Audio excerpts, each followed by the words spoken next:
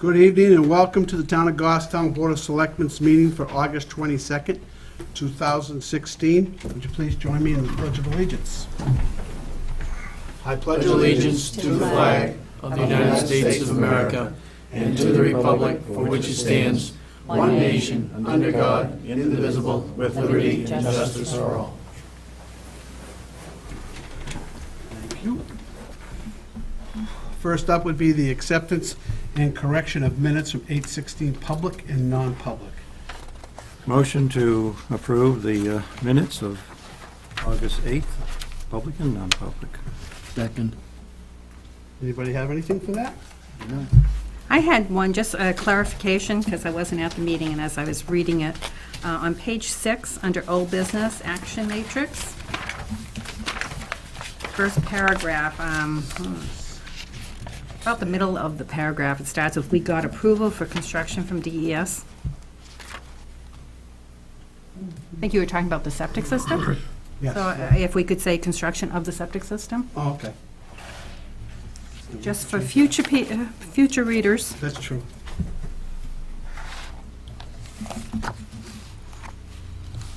Anything else? Not for me. Anybody? Okay, all in favor with correction? Aye. Aye. Opposed, abstaining, seeing none, passes. We have a couple of announcements. First of all, we have a letter from the Reference the Road Scholar Program. It says, "Dear Sirs and Madams, it is our pleasure to inform you that Mike Koss has achieved the status of safety champion. The T2 Center has created the Road Scholar Program to recognize various achievement levels in our educational program for people who work in public works. Safety Champion is a side award given once a recipient achieves 20 safety hours regardless of what Road Scholar level he has reached in the program. On behalf of the Technology Transfer Center, I am pleased to notify you of the extra effort and commitment that Mike has demonstrated in order to achieve this status. He deserves to be congratulated for his persistence and drive to maintain a leading edge in the field of local road maintenance and construction." And sincerely, Amy Banosh, I believe it's pronounced. So kudos to Mike.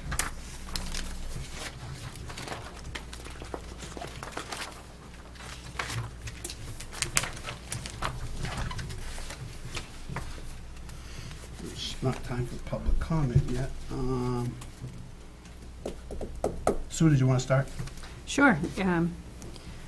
You have quite a meeting scheduled because it's 3 weeks now to your next meeting. You don't meet till September 12th after Labor Day. So this Thursday is the Sewer Commission meeting. And Selectman Adams covers that. Wednesday, September 7th is EDC. Yep, got that. Thursday, September 8th is Planning Board. I have that. Monday, September 12th is our Board of Selectmen meeting. And then I added in September 13th, because the very next day is your state elections. I will be gone that whole week, so I'm leaving Sunday night, won't be back until Friday night. And there is, by the way, there is a new, I don't know if it's an RSA or ruling, that the Board of Selectmen can designate somebody to stand in his stead at the Elections? elections. That's what Kathy told me that, so. I'll be available. And I'll be here. I'll be around. I'm on the ballot, so I won't be there. Right. I'll be hanging out at So Bernardo. Okay. Well, call us, I can handle those, now we'll cover it. Okay. you two guys got Goffstown, you'll Yeah. have to, Yeah, it's If you fine. need a break, just call, we can always shift back and forth. and if you want, I can get somebody to stand in my stead, so. Okay, Sue, go on. All right. Consensus folder tonight includes the employee status forms. There's 3 patrolmen who successfully completed the probationary period. Promotions for firefighter to fire lieutenant, call firefighter to firefighter, and I call firefighter step increase. Appointment papers for Barbara Griffin to Southern New Hampshire Planning Commission, which was voted on at the last meeting, and for the new patrolman that will be sworn in tonight. This EMS 535 financial report of the town of Goffstown for the 2015 budget year. You have event permits, Circle National Club Pig Roast and live band on September 17th, St. Anselm College football games and a variety of dates, Goffstown Volleyball Service Car Wash fundraiser at St. Lawrence Church on October 1st, a wedding ceremony on the town common on October 1st, Uncanonic Mountaineer Snowmobile and Mini Bike Show and Swap Meet, October 22nd at Cemetery Field. We have a form to correct the lot consolidation of the three fire lots, or lots for the fire station. Book and page number was wrong. We have the second page instead of the first. Discharge of lien on map 19, lot 34A. And on-call engineering contracts with Stantec, McFarland Johnson, and CLD, which the board voted on at the 8/8 meeting. Need a motion? Motion to accept the consensus folder? Second. Any discussion? All in favor? Aye. Opposed, abstaining, seeing none. Mr. Chairman? I'm sorry. I'd like the record to show that I'm in favor of the promotion firefighter and the firefighter promotion to lieutenant. I'm not in favor of the call firefighter step increases.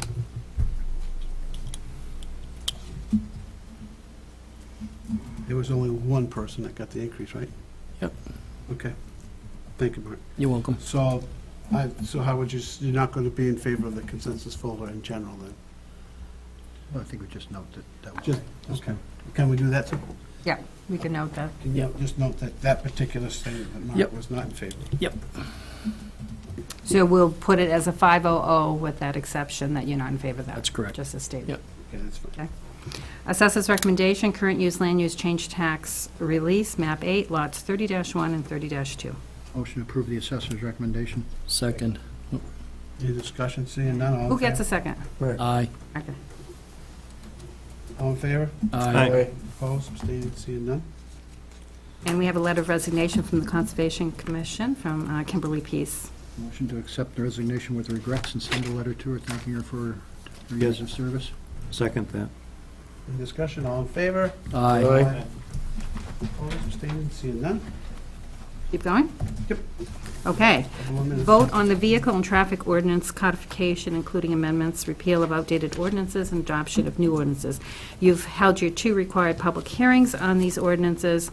There were no public comments at the first public hearing, but a recognition by Selectman Adams that the no parking in Elm Street from Upton Lane to Big Janes Lane was missing in the codification. This was added and reposted for the second public hearing. Now, I understand that there were 2 selectmen's changes that they wanted on the draft that we had. One was to specify that no parking area on Big Janes was at the east, from the east entrance, right? Westerly. The west entrance.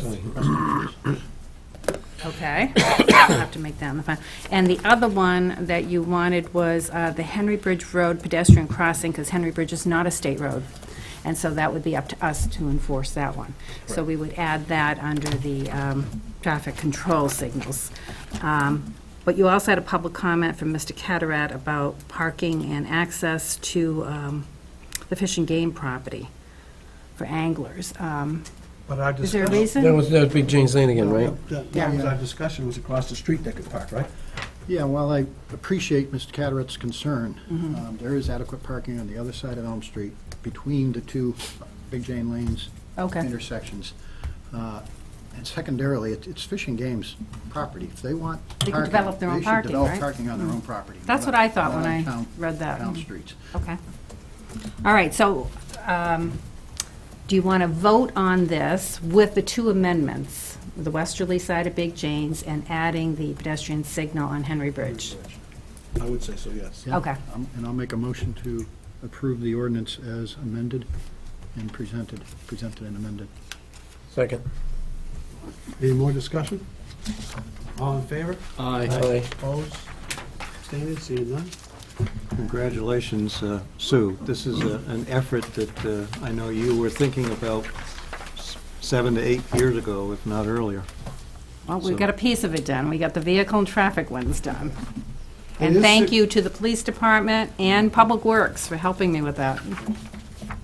This is 6:10 for public comment. Is there anybody here for public comment? It was not too late for the signage at Blackbrook and Dunbarton. It's public comment, you can come right up.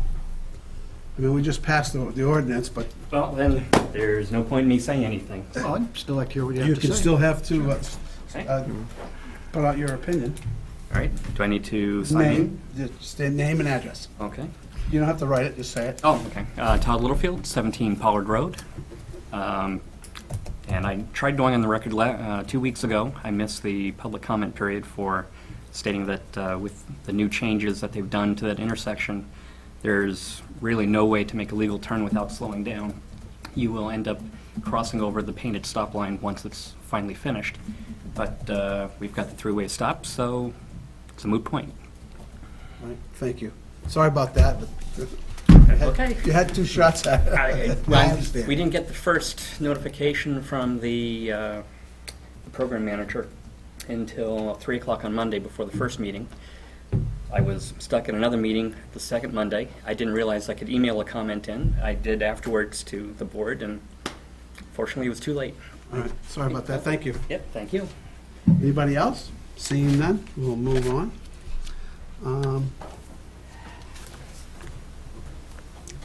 Frank is here, if you want to move into that. We If can, we can, if he's ready, is he here on his own?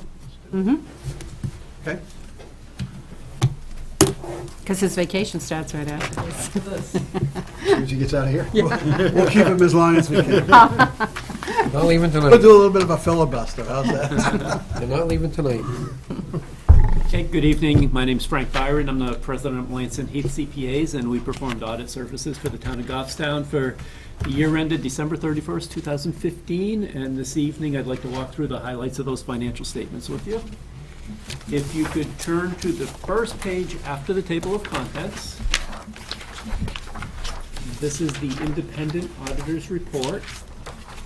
We were hired to provide an opinion on these financial statements, whether or not they're in accordance with generally accepted accounting principles, and in our opinion, yes, they are. So the town, in this letter, is receiving what's called a clean opinion, which is the best opinion you can receive from an outside independent audit. After these first 3 pages, which is the independent auditor's report, the next section, which begins on page 4, runs through page 11, is called the Management Discussion and Analysis, otherwise known as the MD&A. It's intended to be a narrative overview of the results of operations. So what it attempts to do is put into words what the numbers say in the number pages of the financial statements. What I'd like to do, though, is skip beyond this section and go right to the number pages, and I'll be discussing the same things that are included in this narrative. So that actually takes us to page 12.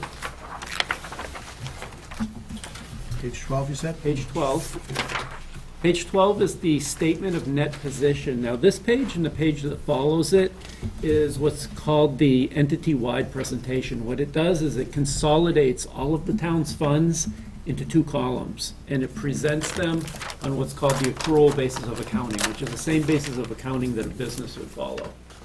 So the first column, which is your governmental activities, that's really all of your funds except for your sewer fund, and your sewer fund is in the second column. So that first column includes your general fund, any projects, trust funds, any grants, and other type of special revenue funds. They all get consolidated in there.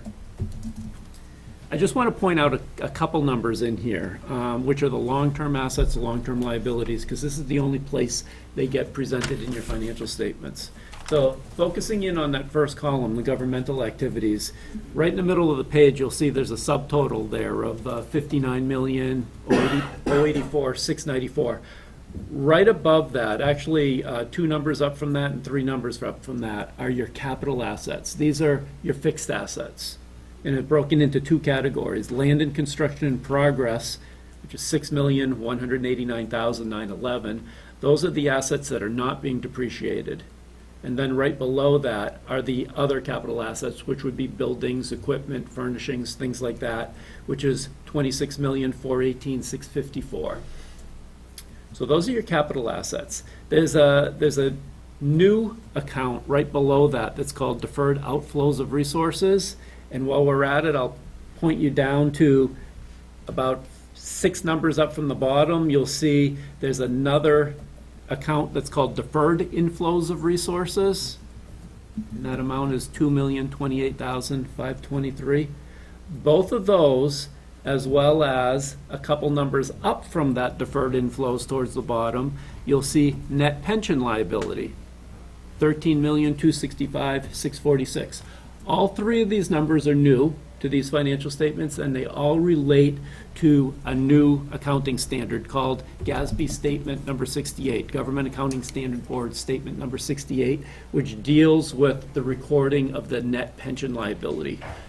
This is all new. You've never had these accounts reported in your financial statements before, but because of this standard, the town of Goffstown, as well as all other municipalities across the country, have to now report their proportionate share of the net pension liability. So in the case of Goffstown, this is your proportionate share of the New Hampshire Retirement System's liability. So that's actually the net pension liability. So the 13,265,646, that liability has never been presented, never been reported in your financial statements before. It is now. And did that come from New Hampshire Retirement System? It They comes gave from the that New to you? Hampshire Retirement System. They have an audit done, and as part of that audit, they have their overall liability gets prorated to all of the member employers, to all of the towns, primarily based on the payroll information of members that are participating in the system. The New Hampshire Retirement System, there's a lot of disclosures in these financial statements that weren't in your prior year financial statements. As a matter of fact, these financial statements are 7 pages longer than prior year audits because of all the new disclosures relating to the pension system. The overall New Hampshire Retirement System is funded at 65%. In other words, it's unfunded at 35%, which will have to be funded in future years. These numbers are based on an actuarial valuation of the New Hampshire Retirement System that was as of June 30, 2015. My understanding is that as of June 30, 2016, they reduced what's called the discount rate. Now, the discount rate is what they anticipate to be earning on their investments, and that's a big part of calculating what the overall liability is going to be. So the higher that discount rate, the investment returns are, the lower the net pension liability would be, and vice versa. The lower that discount rate is, the higher liability would be.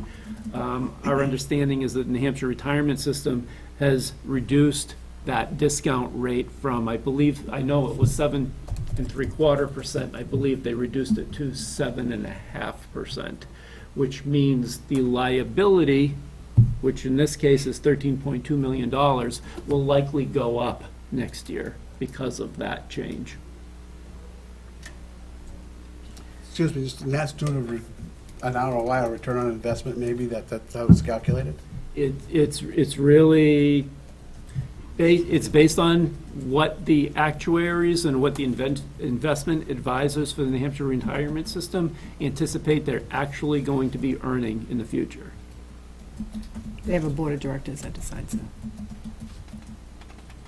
So the other two accounts that I mentioned which are new, which is in the middle of the page, are deferred outflows of resources, 1.5 million, and a couple lines down from that net pension liability is deferred inflows of resources, $2 million.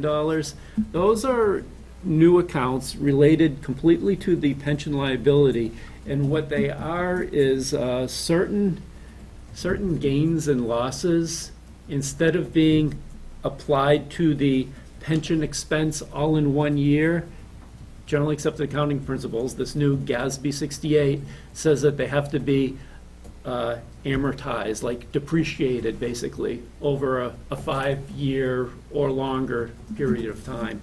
So that's what those accounts represent. An example of them would be if they were projecting to earn 7.75% investment income, and they didn't earn that, and they only earned, say, 7%, that difference would be reflected in the upper part as a deferred outflow, and it would be spread over a 5-year period of time.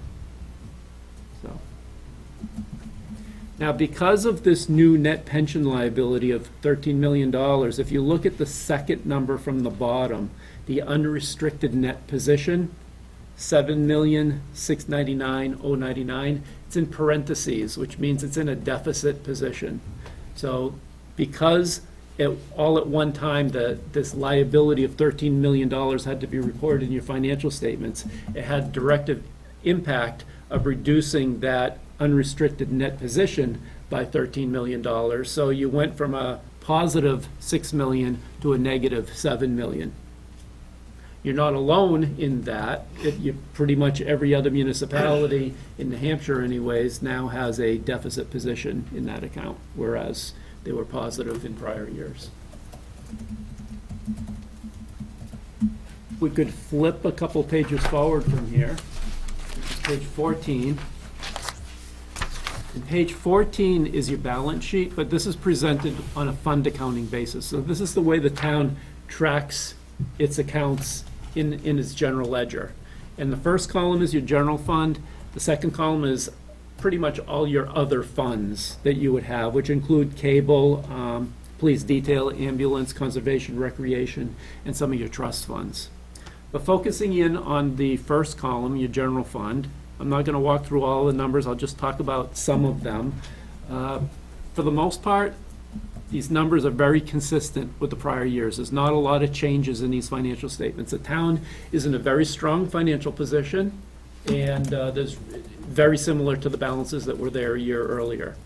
Now, the very first number on the top, which is cash and short-term investments, $18.8 million, sounds like that's a lot of cash to have in hand at one point in time. But if you look right in the middle of the page in that same column, you'll see a large liability there for $11,885,526. That's what's due to the school district. So because the school district's on a fiscal year and you're on a calendar year, you've collected most of those tax dollars. So that's why they're reflected in that $18 million of cash.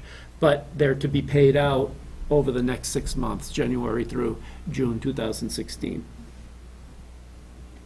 If you go down to the bottom part of the page, the fund balance section, I'll just point out what the different categories are. The first of which is committed fund balance, $593,484. Those are your capital reserve balances. Generally accepted accounting principles say capital reserve have to be consolidated in with your general fund as far as your audited financial statements are concerned. The next account, which is assigned fund balance, $1,427,560, those are encumbrances. So those are part of your departmental budgets that are being carried forward to be spent in the next year, in 2016. Then what you're left with is the unassigned fund balance, $4,611,039. That is a very important number. That amount is available to be used as to reduce the tax rate in subsequent years. The Department of Revenue recommends that number be somewhere between 8 and 17% of your gross budget. Gross budget meaning the town, school district, and county combined.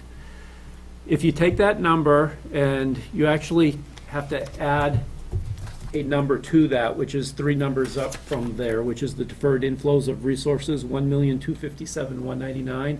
Those represent the offset to your receivables. Department of Revenue considers property taxes to be revenue when the bills go out the door, not necessarily when they're collected. Generally accepted accounting principles is different from that. So that's why you have to add that 1.2 million to the 4.6. So if that's the numerator and the denominator is your overall gross budget, you're at 11.8%, which is pretty much identical to where you were the year before. And again, the Department of Revenue and the New Hampshire GFOA recommends that number be between 8 and 17%. So you're right in the middle of that range. So it's a very strong financial position. And it's very consistent with where you've been for the last 5 years. In the last 5 years, that number, which is 4.6 million, has ranged between 3.5 and 4.6. You're actually at the high for the last 5 years. If we could flip over to page 18, which is the budget versus actual page for your general fund. The first 2 columns are your budget. original budget, final budget, the budget you opened the year with, budget you ended the year with, they happen to be the same amounts. And we have the actual amounts, and the variance is off to the right. The top part of the page deals with the revenues, and the bottom part deals with your budget, your appropriations and expenditures. So if you look at the subtotal in that right-hand column in the middle of the page, you'll see 42,246. That's the amount that the revenues beat the budget for the year. So it was very close to a break-even situation. The bottom part of the page, the second number up from the bottom, you'll see 795,179. That's what did not get spent by the departments or encumbered at the end of the year. So this is what got closed out and became part of that unassigned fund balance that we just spoke about. So if you were to add that 795,000, it would be 42,000 above from the revenue side. The bottom right-hand number, which is 837,425, is the amount that the town beat the budget for the year, combined revenues and expenditures. So we could call that our surplus, It was your surplus for the year. Keep in mind, another number I'll point out is the top part of the page, right before the subtotal, you'll see a line that says use of fund balance, $200,000. So you actually used $200,000 of fund balance during the year. The goal is typically whatever you use in fund balance to try to recover. And you certainly recovered more than that $200,000, so you had a very good year. One quick question. The 795,179, you said that also included encumbrances? No, the opposite of that. This is closeouts after encumbrances. After encumbrances, okay. Yeah.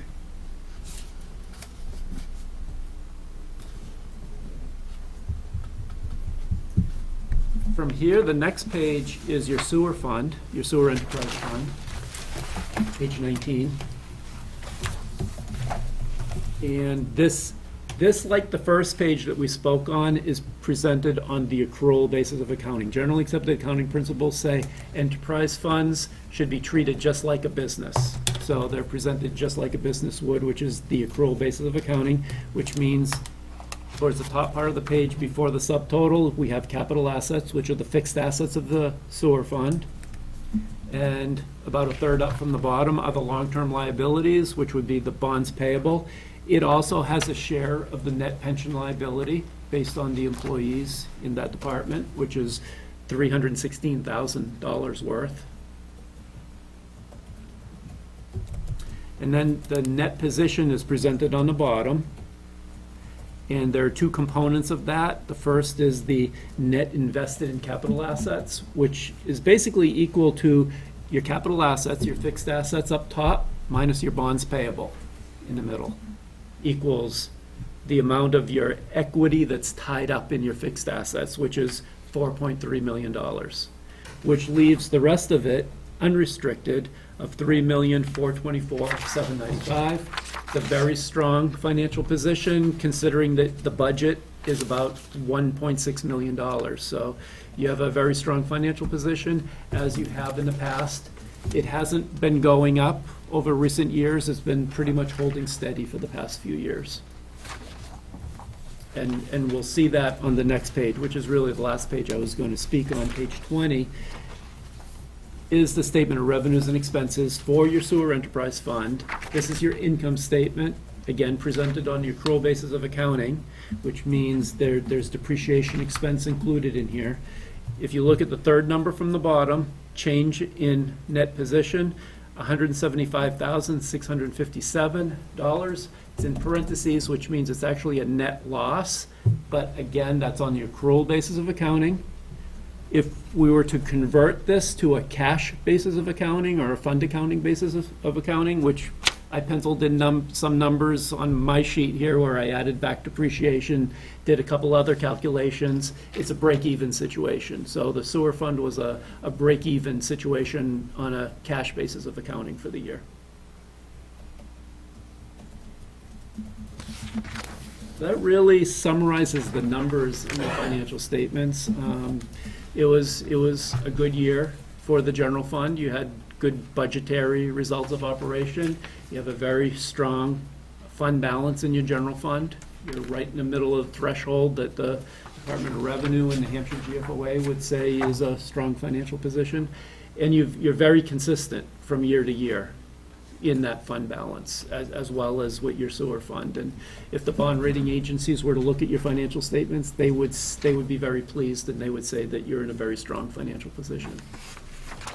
So, anybody got any questions? Paul? Good news. Great job, thank you. And the only other thing I'll point out is there is no management letter. Now, you have had management letters in prior years, but it's been a couple of years that you haven't now. Besides testing the numbers, we also reviewed the internal controls in place to make sure that your assets are protected. And there were no issues that came to our attention that we would consider to be material weaknesses or issues worthy of reporting in a formal meeting. Every year, we come up with a few recommendations that we provide to your management, and they always take those very seriously and come up with a corrective action plan to implement them. So your town does a very good job at maintaining its accounting records, and when we come in to do the audit, things are reconciled, balanced, and in very good condition. Thank you. Kudos to the finance department. Yeah, Absolutely. very good news. Good job. Great. Anybody? Well, we thank you, sir. Thank you. Okay, thank you. Nice Great day. vacation. Good night. Get away easy.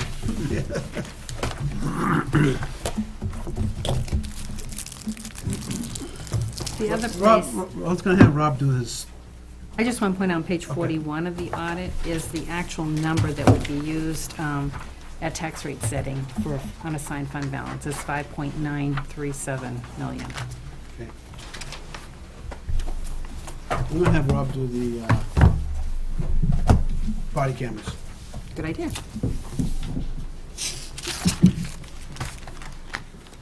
Good evening. So, body-worn cameras, a couple years in the making. 2 years ago, some of you may remember, one of the selectmen had asked me to do some research and potentially requests for money to be added into my requested budget to implement body-worn cameras.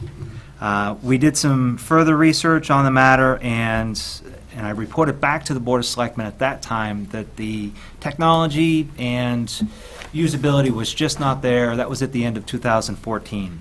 So 2015 came along, and we started demoing different styles of body-worn cameras. And the thought process was to tighter in the amount of cameras each year. We were going to try to start with a certain amount, and then next year purchase some more, and then purchase some more. Problem that we saw with that possibility is recharging time for the batteries, because the officers work 12-hour shifts. So that was a problem, as well as upload speed time was an issue. And we had pretty significant talks with IT about the possibility of having 3 separate storage solutions. One of them being very, I guess, archaic in that there was going to be a server purchased, and any purging of any of the video that was in there was going to be done by us. Any of the redaction was going to be done by us. And it was going to be kind of labor intensive. The second level of video retention was going to be a server committed by us with IT's help, and it was going to have thresholds set after so many days, items would be purged, and it would be a little less labor intensive. The third one, most expensive option, was the cloud option, and that was kind of the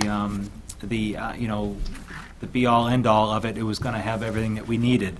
But the price on it at that time was just too expensive. So we were looking at a company called Coban. They were relatively new to the market. They had given us a demo camera, and it was going to allow us to buy 10 cameras, and it was going to give us the option of having not the cloud option, but the secondary option. We were going to have to purchase servers, and we were still worried about the requirements by the state for us to be able to retain these records. And as you know, some of the work that's being done at the state is going to end up taking effect in January, where it's very favorable for agencies that employ body-worn cameras, because most of the 91A issues are going to be a moot issue, because unless there are certain thresholds to be met, then 91A is not going to affect body-worn camera storage. So essentially, we have a policy after 30 days, unless it's a felony level, or unless it's a use of force issue, or unless it's a complaint against an officer issue, administrative issue like that, it was going to be purged from the system after 30 days, which was going to help keep our level of retention needed down. Since that has come about, we ended up having the budget for the equipment line approved by the voters in March. I think it was about $18,000 and change. And some of that money was going to be used for our taser equipment, and we have since purchased that. We are now employing officers with taser, which has been a big help. That money left over, we started looking at what could we get the best bang for our buck even more so. Taser International, who makes tasers, actually has a new line of body-worn cameras. We just recently got done demoing that, and make no mistake, that is probably the best piece of equipment out there for the current market for body-worn cameras. Remember that our officers are out there for 12 hours in all different climates, so having the functionality of a camera that actually works for 12 hours is very important, because if it doesn't work, why wear it? Why waste the money on it? Second is storage. Taser is going to have us download our video to that cloud storage. One of the things that is going to come with that particularly subscription, I guess if you will, is redaction software that's going to be built in. When I say redaction software, so if a case goes to court, there's a juvenile image. If the video is an hour long, we'll have to have somebody go in that video and actually hover over the face of that juvenile to be able to hide it for the duration of that. What this particular software allows us to do is that as soon as the video starts up, we just mouse over that figure, and as soon as that figure is marked, it becomes blurred out for the entire duration, as well as any audio that may not be suitable for release or may not be able to be released. So Lieutenant Serino, who is coming tonight, who probably could speak on this far better than I can, who has done a ton of work, he was able to get a quote from Taser International for a 5-year quote, and that contains 20 body-worn cameras, 20. Now, the usual cost for 20 body-worn cameras is, the price that we're getting at is $4,000, and it was going to be somewhere in the vicinity of $8,000. We're getting one heck of a discount with this particular quote. The quote also comes with 4 different charging stations, which actually serve as a downloading dock station. So you download, or you put your body-worn camera onto the charging station, and it's automatically uploading the video to where it needs to go. All will be set up by IT as well as Taser International, who will come out and assist. They have chargers, all of what's in here for the quote. So the total cost for the first year is going to be slightly under $13,000, which is within the budget request that I had for equipment line for body-worn cameras for this year. The hitch, though, is that this is a multi-year contract, and I should say this up front, that there is a what's the word I'm looking for, Sue? Not a non-compete. Non-appropriation clause. Non-appropriation clause. Should the fact that the town does not pass a budget that has suitable funds for this for the years out, we walk away, no strings attached. So that is in there. That's supplied in there. I think I supplied that with the email as well. It's under Section 15 of the user manual, or user contract. So there are out years. Each out year is a shade under $6,400 per year. Essentially, those are for licensing fees and for iCloud storage, and for several officers or administrative staff within the agency that will have the ability to be able to access video and be able to tag it to send it off where it needs to go, whether it's for attorney's office for any disclosures we need to make to them, or if there's any media requests that would fall into the 91A. So there are, all the way out to year 5, $6,400. At the end of that year 5, my anticipation is that Body-Worn is going to have a brand-new camera to be able to roll out to us that's going to be better and brighter or more fancy. Probably way before that. Very well, maybe so, but our contract is up for 5 years, and the warranties are good for that. So At the end of that contract, I think that if we maintain those cameras in good working condition and they still work for us, the way technology changes, I can't make you promise that that's going to happen, but in a perfect world, it would. We would probably just re-up on a subscription for the cloud storage. So that's my pitch to you. The reason that I'm here before you essentially is that TASER International, I think, is the way for us to go. It does have out years that are requirements that weren't originally anticipated when I looked at trying to provide body-worn cameras for the agency, but we have more of them to be able to employ. Alan? So, just let me redo these numbers. So the first year, the 20 cameras are $4,000. Correct. And then we have a first-year cost of $13,000, correct? That includes the 4,000. That includes the 4,000. Okay, so it's $9,000 for something. So you get $13,000 first year out, cameras included. First Yes. year, yep. And then every year after that, For the next 4 years, it's $6,400. okay. I thought I had it right.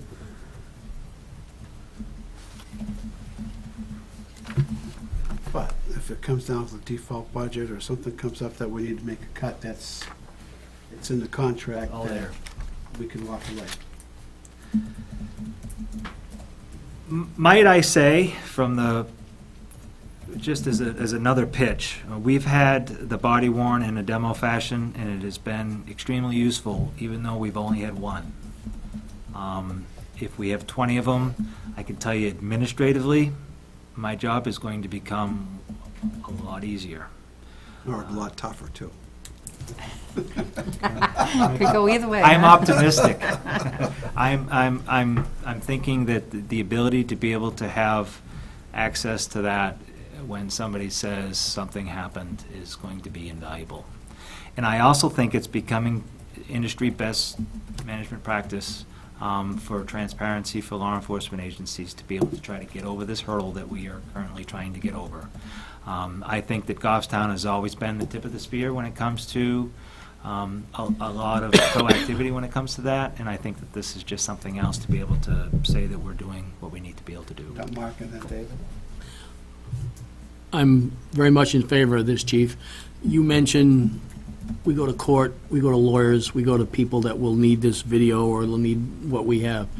Is there a fee that we can charge these people, or is it a non-negotiable fee or a non? Well, for defense, they have the ability to obtain any evidence that prosecution holds for discovery, so they get it automatically. So one of the user licenses for our prosecutor is free. So if there's a video that the defense team requests under discovery, there is a link that we would send them. They would be able to log in, and if they want to make a copy of it, they can do so, but they have access only to that video or videos of that particular case. Now, I did talk to Sue about the possibility of the general public before this 91A decision came about through legislature, and Selectman Pierce, you might be able to speak on it. Okay.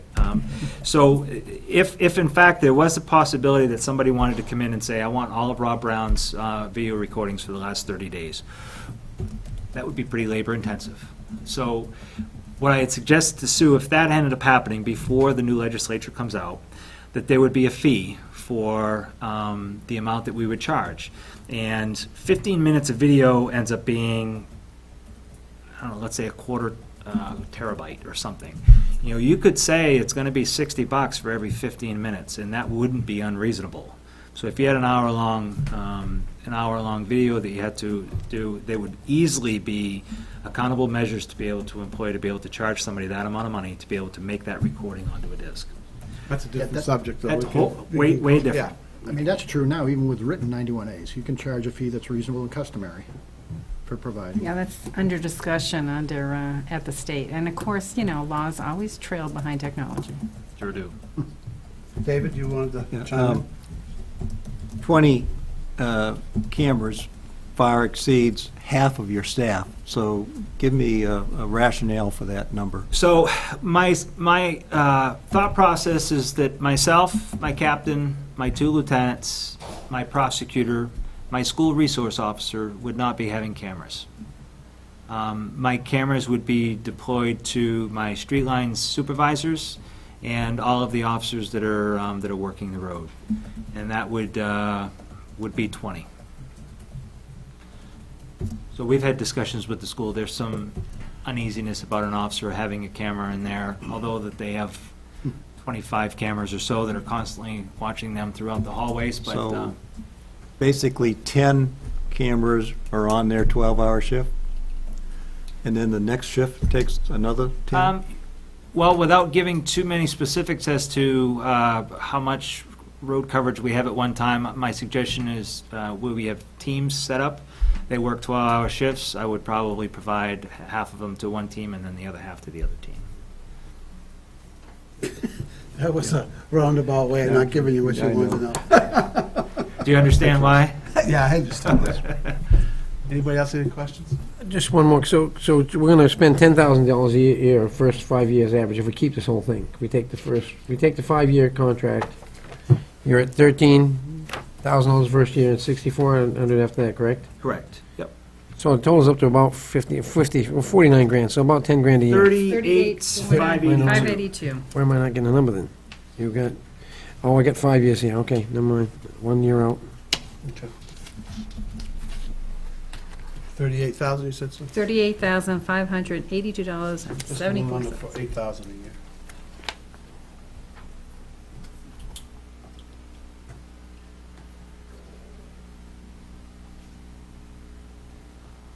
Where's your calculator? You normally have a I got calculator. it here, it's 39,000, I was all right. 38, so it's 39,000 what I actually turned out to be, but it's okay. Anybody have any other questions?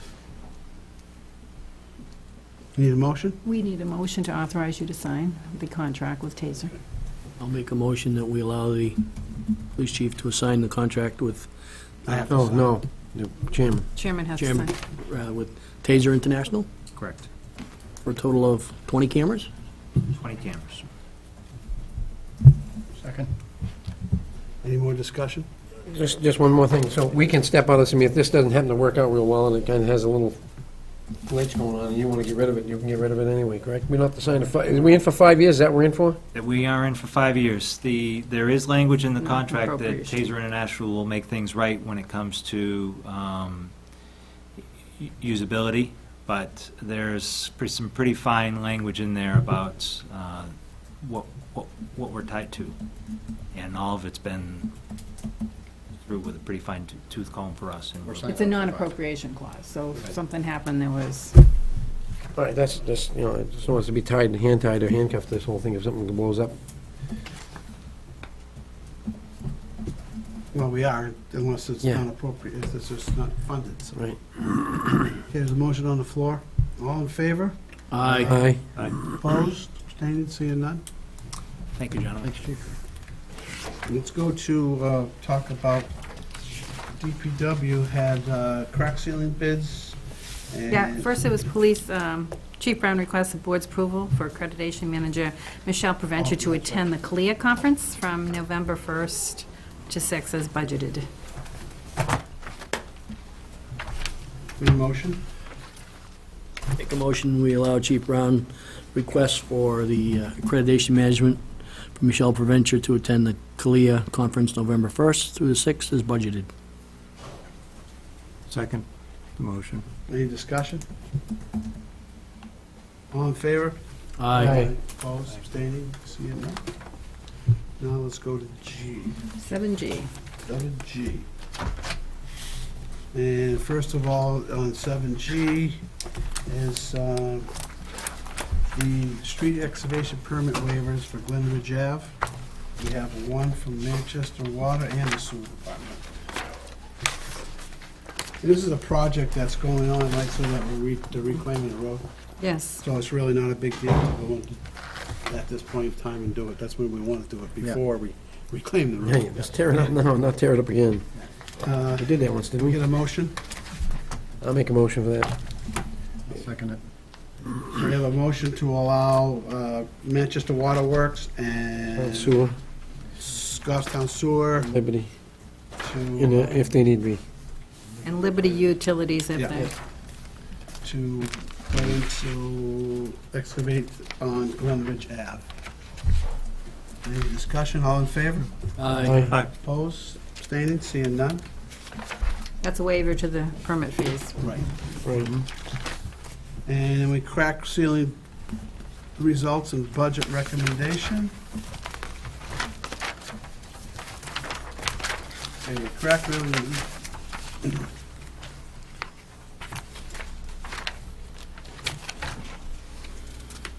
They had two bidders. The low bidder was Seal Coating Inc. of Braintree, Mass. for 94 cents per square yard of roadway, which was higher than anticipated and would require significantly more than budgeted $20,000 to be worthwhile. So he recommends no award for crack sealing in 2016 and transferring the funds from the crack sealing line to the reclamation line where it could be used for other road improvements. One of our late-season goals was to reclaim a portion of Stinson Road, and this transfer would help ensure adequate funds are available. In the event that we run out of time for the road work, the funds could certainly be put toward preparation for the 2017 Main Street project. So have we skipped a year We in have. previous years? We have, especially after that year where more ended up on It all trucks peeled than up. on the road. floating around the road like little snakes all over the road, Yeah. In fact, I was up in White River Junction, and I was looking, it's all peeling up all over the place. Yeah. He hasn't been totally pleased with what has been done before, so Last year, they were he thought there was a better cutting use of the crack money. sealing and they were doing it in the rain, which to me, Assume Adam's comfortable with skipping a year. Mhm. Motion? Yeah. Yeah, I'll make that motion that we skip, let Adam transfer these funds and, with the Stinson, if that's where he's gonna use it, or Take the reclamation, Take the crack Transfer. sealing. Public Works recommendation Right, on crack sealing and budget recommendation to go to Stinson. correct. Second. Any discussion? Did a fine job of Mhm. rewording that That's motion. Thank you, exactly what Peter. you wanted to say. That's right, exactly what I was gonna say. Any discussion? Seeing none, all in favor? Aye. Opposed, abstaining? Seeing none? Got anything else right now, Sue? We have the budget schedule. Yep. Oh, yes, that's right, that was the last bullet here. Yep, and I did that, signed that already. Yeah. We just need to make a motion to authorize him to sign it. I'll make that motion. second, Any discussion? Seeing none, all in favor? Aye. Opposed, abstaining?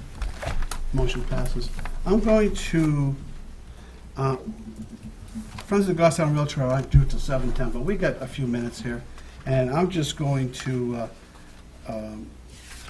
maybe step on Warren's parade here. Has everybody looked at that? What the Friends of the Rail Trail want to do? Yes. Anybody have a problem with it? Motion, David?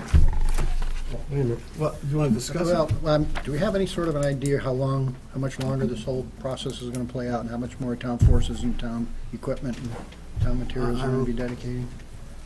Years. 50% of the rail bed has been improved over the condition that we found it in when we bought it.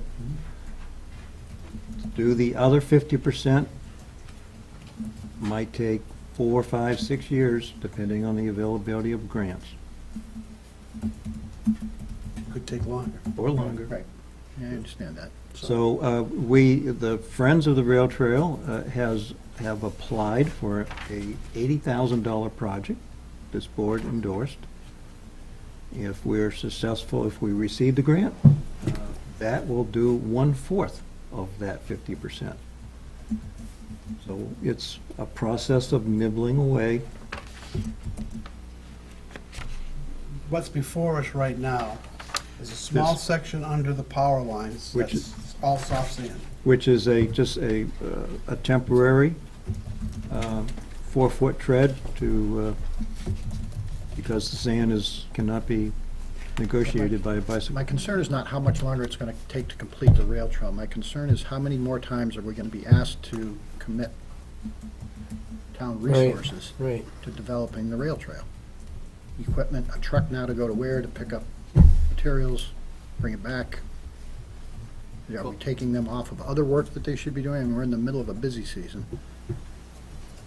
So that's my concern. Mark, I think to answer your question fairly, Collis, is as many years as this goes on, I think they'll be looking for some, I'm sure they will. some assistance from DPW, whoever it may be. I maybe mean, Parks and Rec. Parks and Rec. Yep, who knows? I mean, And at that point, you'll have to look at each and every, Each time they come in. yeah. I mean, In this particular case, we're talking about an hour's worth of drive time. You know, they're taking care of the rest of it, spreading it, and prepping, Compacting. compacting, so Spreading contact. they are, We are Friends of the the Rail, Friends of the Rail Trail. not the DPW. All, only resource from the town is an hour of the truck's time to go up and come back.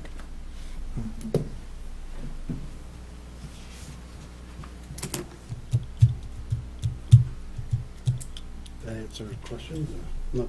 Yeah. Yeah, I don't really know what you can Answers say. It answers the Well, question. that's today, this week, next week, it's always something different every time we turn around, it seems like. So the Friends of we- the Rail Trail are gonna rent a grader and a vibratory roller or something, or how are we gonna? Would you like the donation Yeah, sure. sponsor to Sure. speak? Sure. Sure, certainly. Yes, we are, Name? I've got it, oh, David. Not, we'll need your name yes. I'm Warren Denby from Jason Drive in Goffstown, and and you I'm the represent- president of the Friends of the Rail Trail group. Our volunteers are purchasing nip pack and also renting a compactor from a rental company within quarter of a mile of this location. And we intend to contribute the nip pack, the labor from our volunteers, and the objective is to fill in the soft sand with the same nip pack that is in the town specifications, but just on a temporary 4-foot wide path, so that cyclists, and especially young kids on tricycles, can get through this small section under the power lines. That's our objective. So you're not gonna remove any of the unsuitables, you're just gonna No. go over it and hope for the best? This is to improve the surface and to avoid, as unfortunately I saw this morning, families with young kids avoiding this section of soft sand and riding along the side of Route 114. It's just one short section and it's sauce. yeah, Yeah, it's like beach sand, yeah. It's like beach sand. I ride my bike through there. Did I answer your questions? Motion? A motion to accept the donation estimated at $500 worth from the Friends of the Rail Trail to improve a short section of the rail trail under the power lines. With the town delivering the material, And, transporting the material. thank you. And that we welcome the offer by Public Works to deliver one truckload. second? Any more discussion? All in favor? Aye. Opposed? Opposed? Abstaining? Carlos, did you go? Nice, like, Yes. gay. 4-1-0. Thank you. Thank you very much indeed. Okay, we got 7 o'clock is swearing in of some officers. Are they here? Yeah, they were trying to be quiet, so they all were standing. Oh, they were good. They did a great job. Couldn't even Have a gold Do I star. have any paperwork on it, sir? On, Swearing in? oh, Mr. Chair, can I just make one Yes, right here. clarification? I know you've already voted on the body worn, but there was 2 extra cameras in there that Taser has allotted to us as a spare in case there was a breakdown. So it's actually 22 cameras. Okay. Just thought I'd let you, in case you saw the... They're gonna give us a couple cameras. Tonight, we're just doing Richard, right? That's it. Okay. Just Richard. Well, not just Richard, but...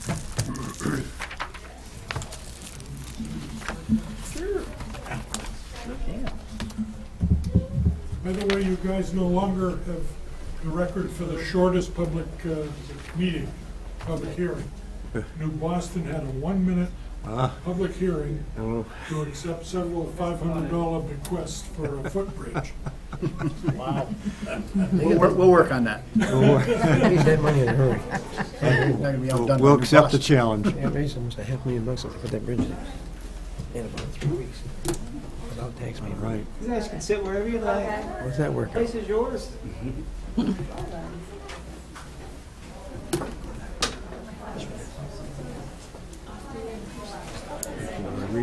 And also quiet.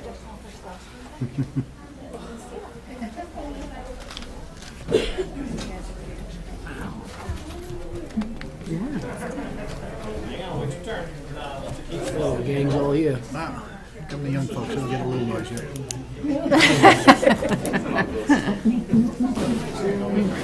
Public comment, Peter, we got a whole pile of people here. Media gaggles coming in too. Sure, over here. He signs in here, right? He signs his name there. Yep. And do I sign over here again? Town clerk, selectmen. Okay, I think we're ready whenever you guys are. Can I just say a few things, Mr. Chair? Chief, it's all yours. Perfect, thank you. Thank you for the opportunity again to the Board of Selectmen for allowing us the opportunity to be able to publicly recognize our newest officer, Richard Rodriguez. This particular venue is nice for us because the people at home that can't get here get to meet our newest officer. Certainly, he's going to be out there, so it's nice for everybody to get to see him. So tonight I present to you Officer Richard Rodriguez. He's a native of Somerville, Massachusetts. After Somerville High School, Richard attended St. Anselm College, where he earned his Bachelor of Arts degree in criminal justice. Just this past May, Richard was actually an intern with us. We've been lucky with our intern program, so Richard was one of those ones we were able to steal.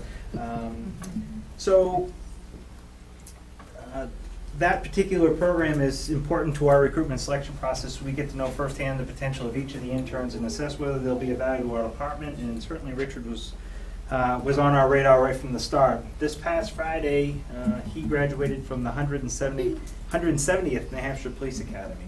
So, Richard, I know you have some family members here. If you'd like to share, you want to introduce who you all have here for everybody to... Okay. Take a minute. This is a test. I have a big close family. This is my sister right here, Sylvia. My brother-in-law, Keith. My uncle, Rui. My dad, Tony. My mother, Maria. My aunt, Anna. Her daughter, Sophia. Her son, Andrew. Her son, Antonio. My grandmother, call her Avó. It's Portuguese. And I also have my roommate, Dan, who's actually going to be going to the next academy. Yeah. Thank you. Hey, you remember them all, that's good. Wow, that's pretty good, yeah. Passed the first test, chief. So we're going to swear you in now. We'll swear you in. Swear at you. We're coming, Peter, hang on. Stand right over next to him. Okay. I'm going to bail you out, so I'm going to let you go over this one. So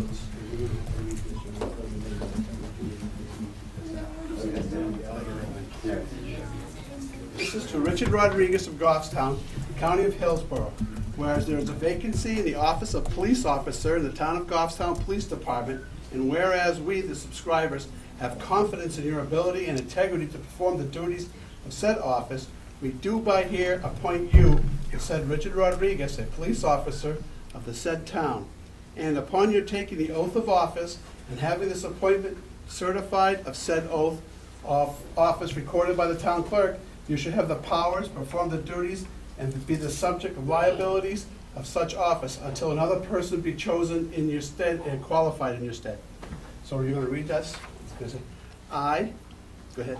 I, Richard Rodriguez, do solemnly swear that I will faithfully and impartially discharge and perform all the duties incumbent on me as police officer according to the best of my abilities, agreeably to the United States Constitution, rules and regulations of the Constitution, and laws of the state of New Hampshire, and the ordinances of the town of Goffstown. So help me God.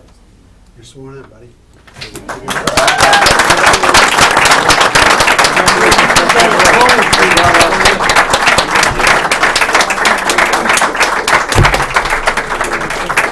Stay right there with We're them. going to do the picture.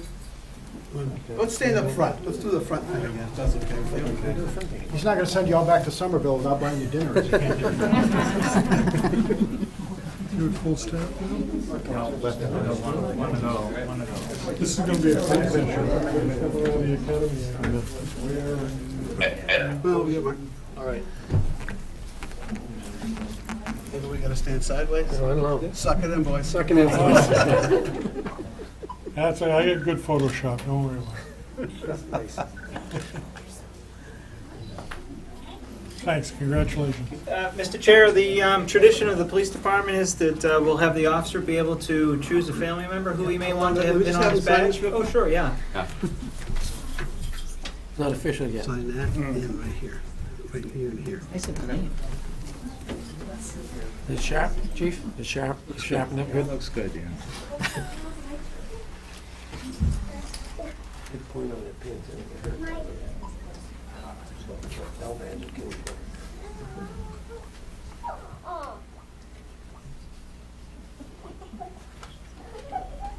Super, thank you, sir. Thank you. Congratulations and good luck. Thank you, sir. See you later, tell you what I drive. Rich, who would you like to have been on your badge? My mother. All right.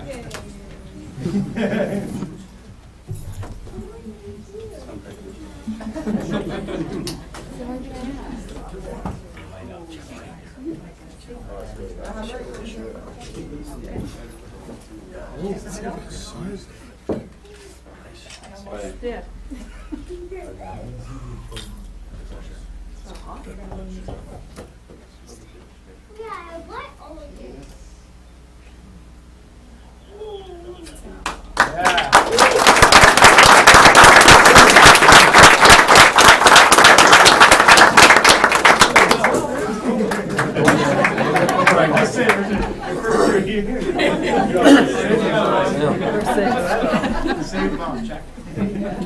can even sign it now. That was fast. Okay, thank you, folks. Thank you. Thank you. Thank you, everyone. Thanks for coming, guys. Thank you.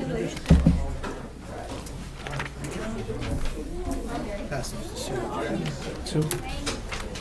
Sue?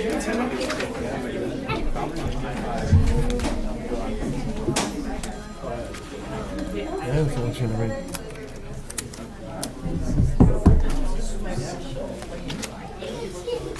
Just, we talked about, we mentioned that the budget, the draft schedule for the 2017 budget. Anybody have any questions on that? That's at 7H, yep.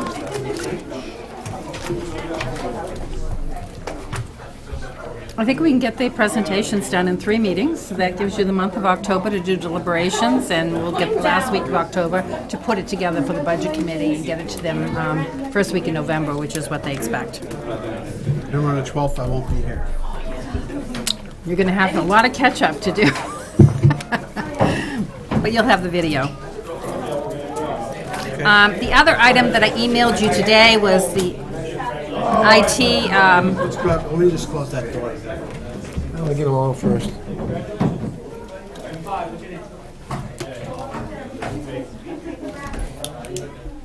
I'll cut down most of it.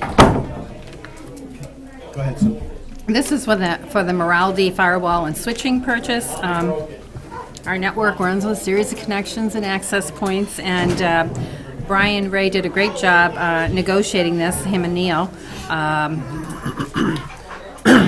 They were provided a quote to refresh all of our networking equipment at a significant discount. Okay. Oh, okay. This one too.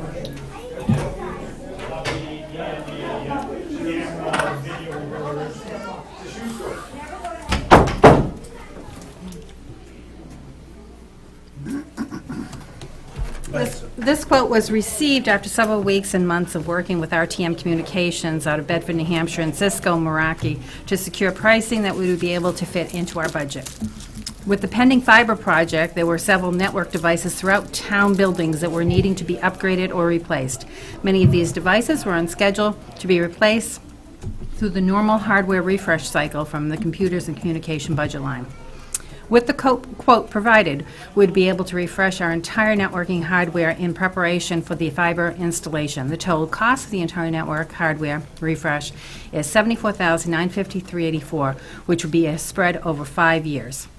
We have secured this pricing due to various end-of-fiscal year discounts and have been working directly with Cisco, Meraki, and RTM Communications. The pricing we have secured is approximately 49% below standard vendor pricing. Securing multiple quotes on this hardware is unnecessary due to the dealing directly with the manufacturer, Cisco, Meraki, and that they have chosen to work with RTM Communications. No other vendor would be able to secure better pricing. We have confirmed this pricing through other sources. We pursued other manufacturers of network equipment, but the pricing and feature set is not compatible to the Meraki product. The Meraki hardware ensures that a small IT office with limited staff can manage a network with ease. In regards to manageability, there are very few, if any, devices that are at the same level, and this is why we feel it is the best fit for our office and the town. The quote includes the yearly cost to maintain the hardware for an additional 2 years, so we're going to get additional 2 years of support. So it's 7 years total?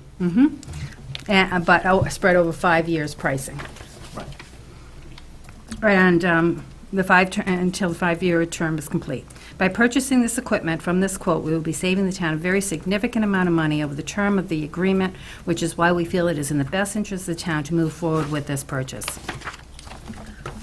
So it comes out to be about, let's see, $16,551 a year for 5 years. What's the significant savings amount, do we know? Yeah, if we, standard pricing for the whole thing would have been $146,872.48. And There was the lock? Yeah.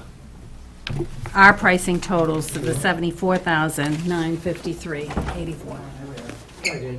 You guys are not non-public, are you? No, we're not non-public. Doors are locked. So it is a significant savings. I thought they did a great job in negotiating that. Will also give us the extra access points we need when the fire station is done, because it's going to be more rooms that need access points. Yep. So everything, they were pretty thorough in their consideration of all the needs. And is this for next year's budget? Is that what you're looking for? No, this is for now. They have the money in their hardware budget now.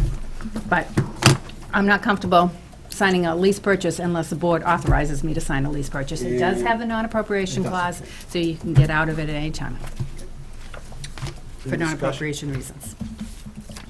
Questions? So I just need a motion to authorize me to sign that contract and send it out. $60,000 savings per year. Yeah, that's significant, yeah. It is Motion? significant. I'll make a motion, we allow the town administrator to sign the contract for the, what was the name of that, Sue? The Meraki Firewall, let me give you the name of the company it's with. The actual lease agreement is with Delage Landon Public Finance. For a total of what, $74,953.84 Yep, for 5 years, which will actually get plus interest, yeah. plus interest. The interest rate was small. Need a second. Second. Any discussion? All in favor? Aye. Opposed, abstaining, seeing none? Passes. Thank you. Selectmen's discussion. Sewer Commission from 8-9? Yeah, it was a pretty short meeting. Did go into non-public, where is it? Yeah. Did go into non-public. Talked about land acquisition. Other than that, it was a very short meeting. Okay. The next one, is that you also? No, Conservation? Conservation, I covered that for Okay. Hollis. Yep.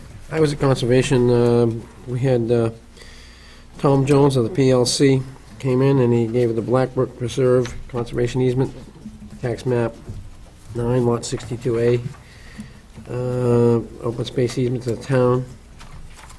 Millis Landing had some discussion came in, there was a few things they talked about with the snow storage, having a drainage plan, put on the condo paperwork so they would be taken care of at all times.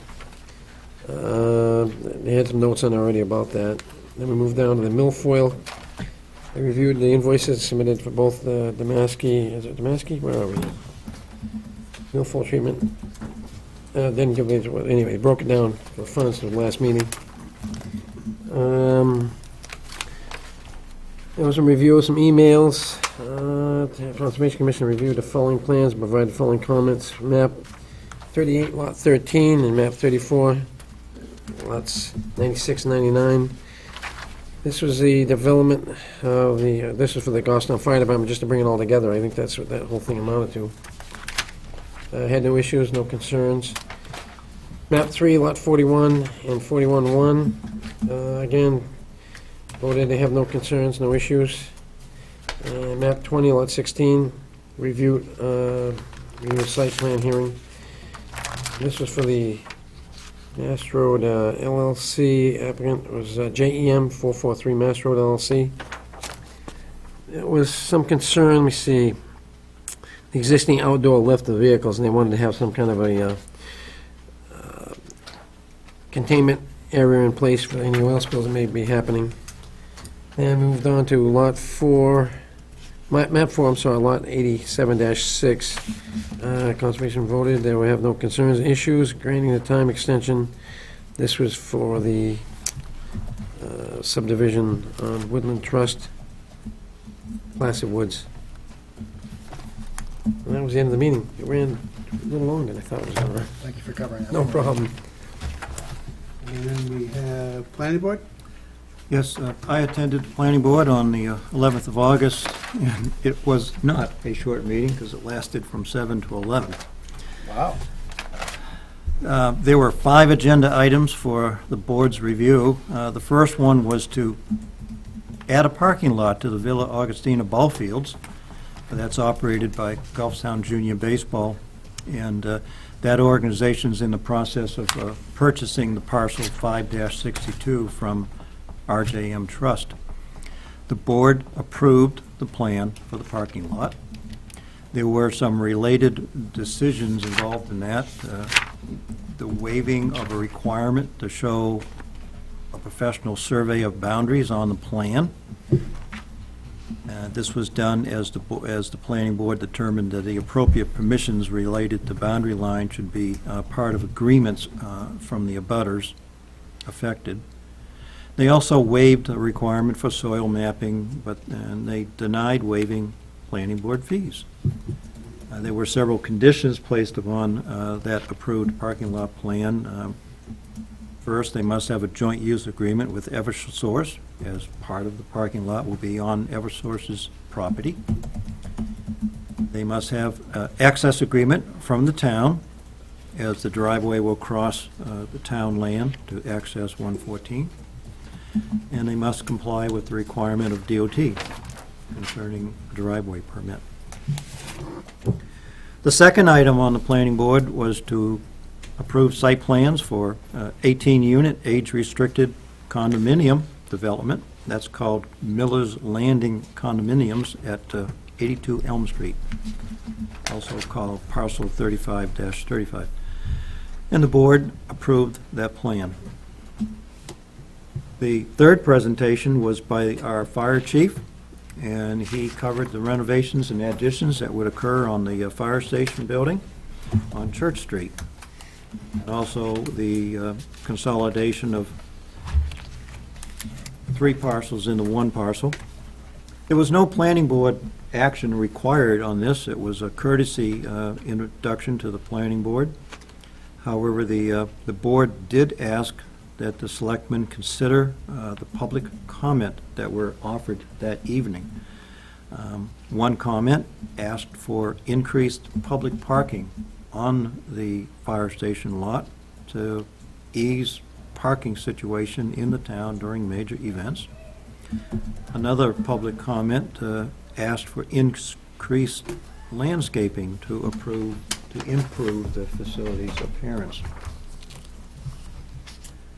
The fourth item on the planning board was an extension. I believe it was the 6th time extension on a previously approved plan submitted by Woodland Trust, and that is to build 76 townhouse-style condominium units on parcel 87-6, which is off of Bog and Mountain Roads.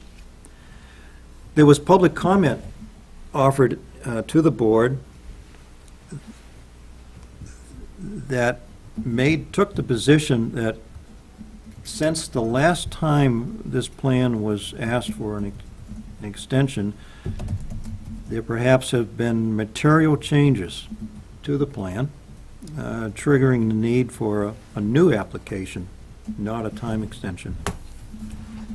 The board then decided to continue this application to October 13th, which would allow the town engineer sufficient time to review the details of the application and report her findings to the board.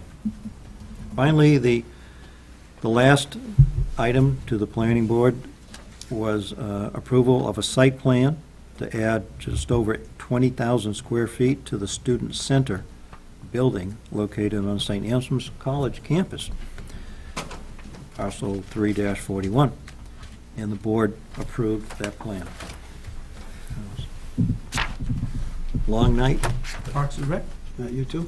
No, it wasn't, sir. That was me. You did Parks and Rec. Yep.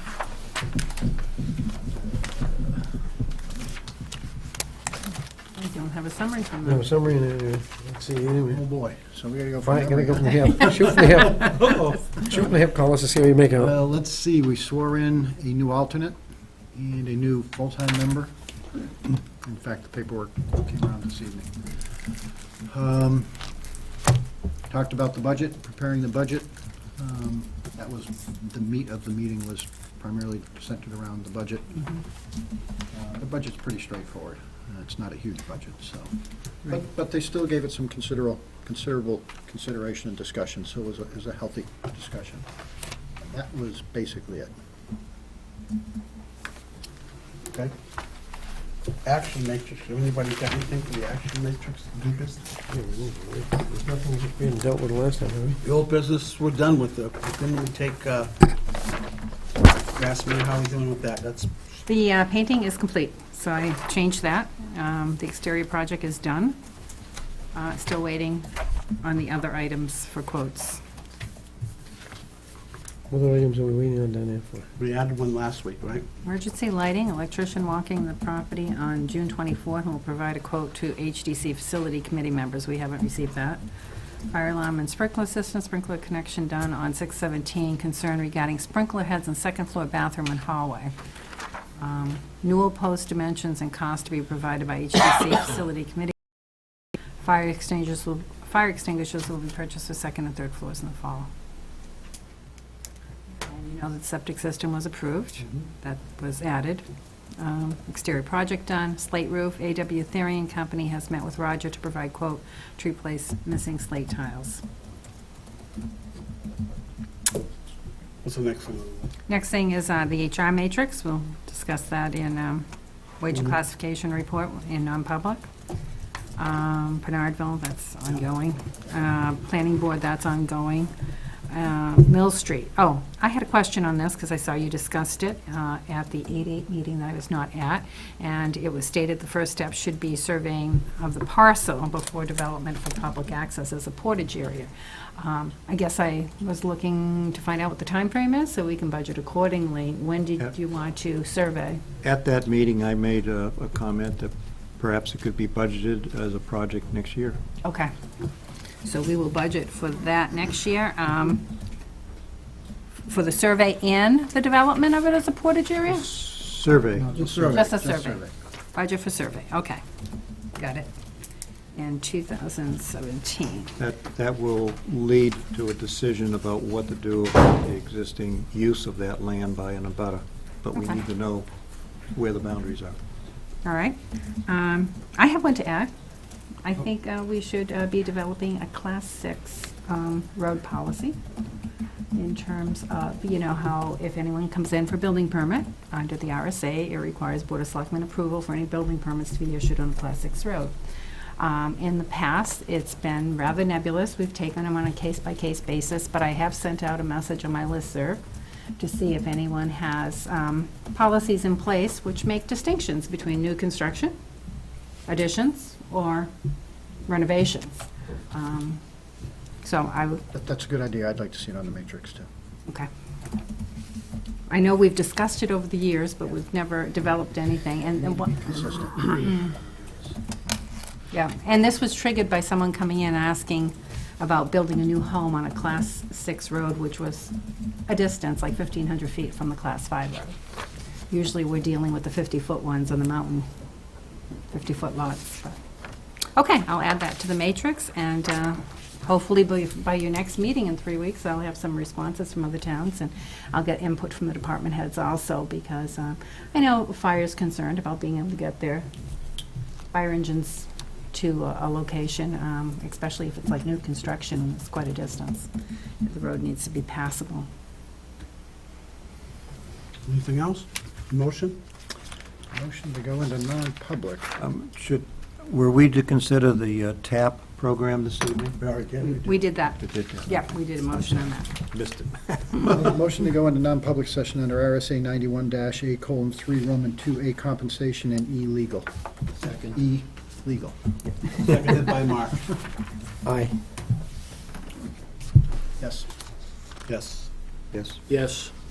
That'll conclude our public portion of the August 22nd, 2016 Selectmen's meeting. We will no longer be conducting any public business. Thank you.